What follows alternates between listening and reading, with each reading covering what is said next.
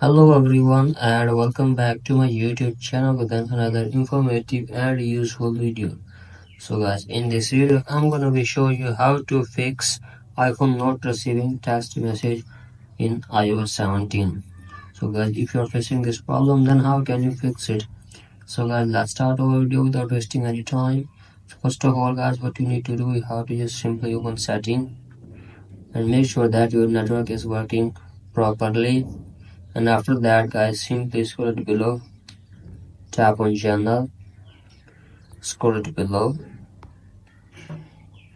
tap on shutdown and restart your device to 15 to 20 seconds.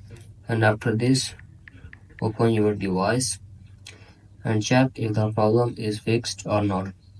If the problem is still there guys, then what you need to do, you have to just simply open software update and make sure that there is no update on your device.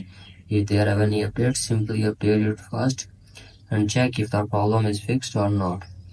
If the problem is still there, then what you need to do, you have to simply go back and make sure that your messages setting is correct. Simply open setting, message, and check that your message setting is correct and scroll below and tap on blocked content and make sure that you have not blocked any contact. Now after that guys, simply reset your device.